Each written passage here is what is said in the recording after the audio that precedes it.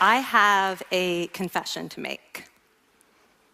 But first, I want you to make a little confession to me. In the past year, I want you to just raise your hand if you've experienced relatively little stress. Anyone? How about a moderate amount of stress? Who's experienced a lot of stress? Yeah, me too. But that is not my confession.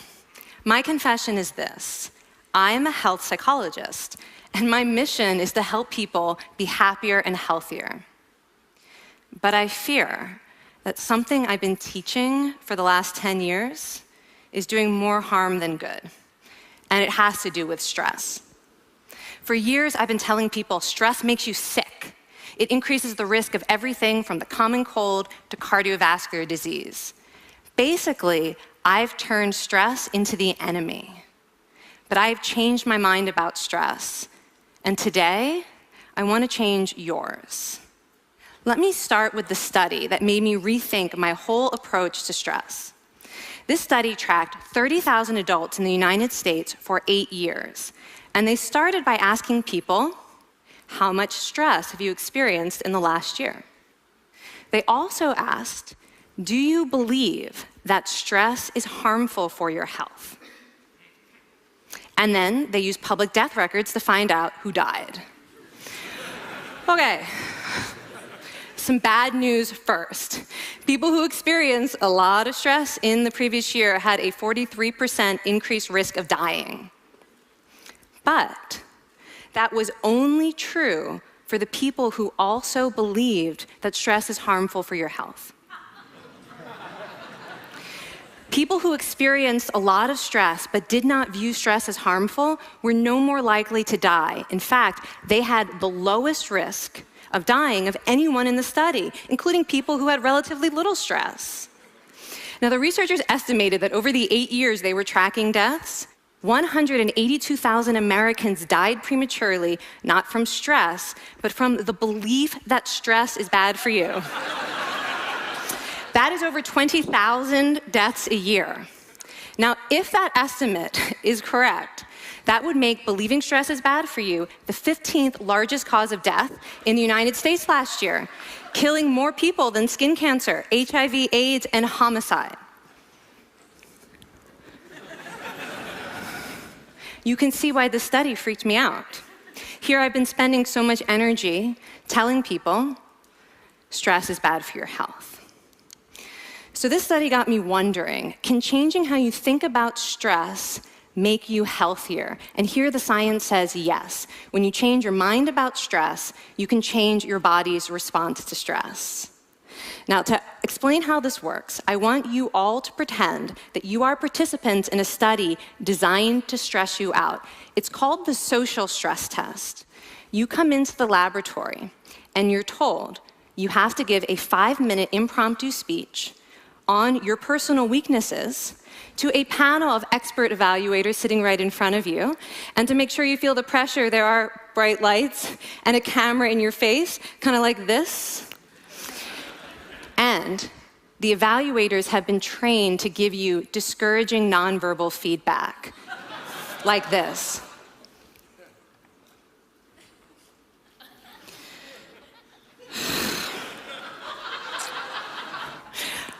Now that you're sufficiently demoralized, time for part 2, a math test. And unbeknownst to you, the experimenter has been trained to harass you during it. Now, we're going to all do this together. It's going to be fun. For me. Okay. I want you all to count backwards from 996 in increments of 7. You're going to do this out loud as fast as you can, starting with 996. Go. Go faster. Faster, please. You're going too slow. Stop, stop, stop, stop. That guy made a mistake. We're going to have to start all over again. You're not very good at this, are you? Okay, so you get the idea. Now, if you were actually in this study, you'd probably be a little stressed out. Your heart might be pounding. You might be breathing faster, maybe breaking out into a sweat. And normally, we interpret these physical changes as anxiety or signs that we aren't coping very well with the pressure.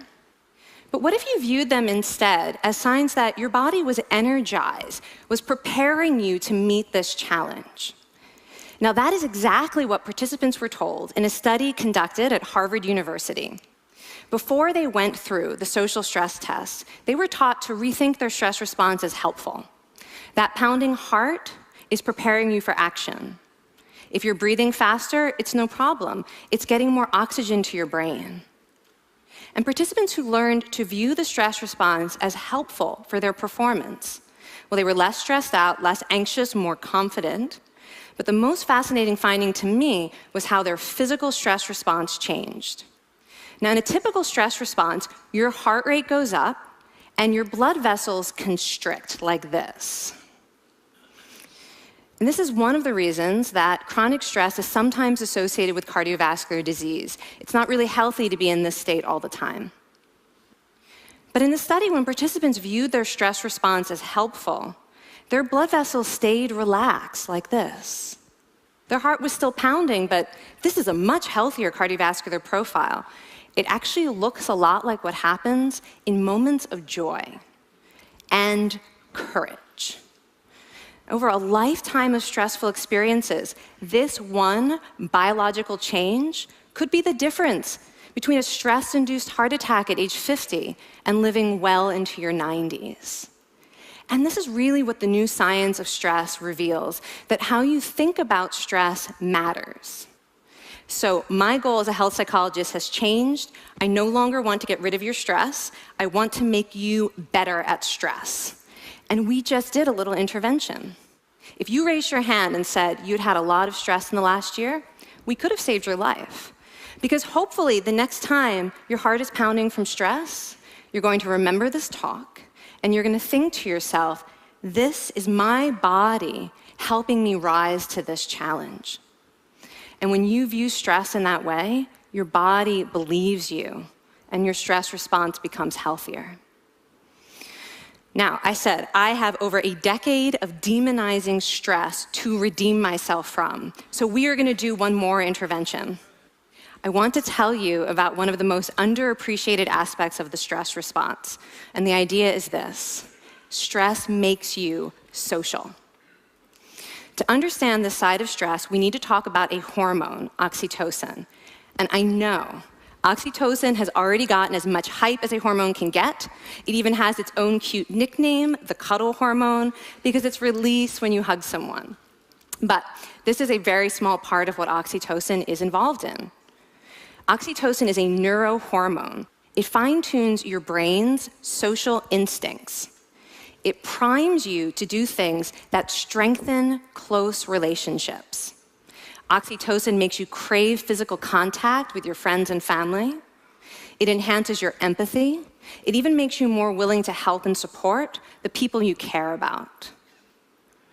Some people have even suggested we should snort oxytocin to become more compassionate and caring. But here's what most people don't understand about oxytocin. It's a stress hormone. Your pituitary gland pumps this stuff out as part of the stress response. It's as much a part of your stress response as the adrenaline that makes your heart pound. And when oxytocin is released in the stress response, it is motivating you to seek support. Your biological stress response is nudging you to tell someone how you feel instead of bottling it up. Your stress response wants to make sure you notice when someone else in your life is struggling so that you can support each other. When life is difficult, your stress response wants you to be surrounded by people who care about you. Okay, so how is knowing this side of stress going to make you healthier? Well, oxytocin doesn't only act on your brain, it also acts on your body. And one of its main roles in your body is to protect your cardiovascular system from the effects of stress. It's a natural anti-inflammatory. It also helps your blood vessels stay relaxed during stress. But my favorite effect on the body is actually on the heart. Your heart has receptors for this hormone. And oxytocin helps heart cells regenerate and heal from any stress-induced damage. This stress hormone strengthens your heart. And the cool thing is that all of these physical benefits of oxytocin are enhanced by social contact and social support. So when you reach out to others under stress, either to seek support or to help someone else, you release more of this hormone, your stress response becomes healthier, and you actually recover faster from stress. I find this amazing that your stress response has a built-in mechanism for stress resilience. And that mechanism is human connection. I want to finish by telling you about one more study. And listen up, because this study could also save a life. This study tracked about 1,000 adults in the United States, and they ranged in age from 34 to 93. And they started the study by asking, how much stress have you experienced in the last year? They also asked, how much time have you spent helping out friends, neighbors, people in your community? And then they used public records for the next 5 years to find out who died. Okay, so the bad news first. For every major stressful life experience, like financial difficulties or family crisis, that increased the risk of dying by 30%. But, and I hope you are expecting a but by now, but that wasn't true for everyone. People who spent time caring for others showed absolutely no stress-related increase in dying, 0. Caring created resilience. And so we see once again that the harmful effects of stress on your health are not inevitable. How you think and how you act can transform your experience of stress. When you choose to view your stress response as helpful, you create the biology of courage.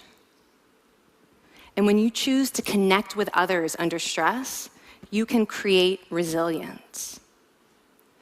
Now, I wouldn't necessarily ask for more stressful experiences in my life, but this science has given me a whole new appreciation for stress. Stress gives us access to our hearts. The compassionate heart that finds joy and meaning in connecting with others. And yes, your pounding physical heart working so hard to give you strength and energy. And when you choose to view stress in this way, you're not just getting better at stress, you're actually making a pretty profound statement. You're saying that you can trust yourself to handle life's challenges.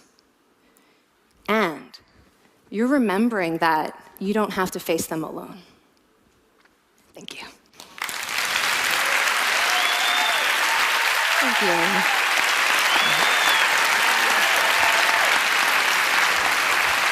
I mean, this is kind of amazing what you're telling us. It seems amazing to me that a belief about stress can make so much difference to someone's life expectancy.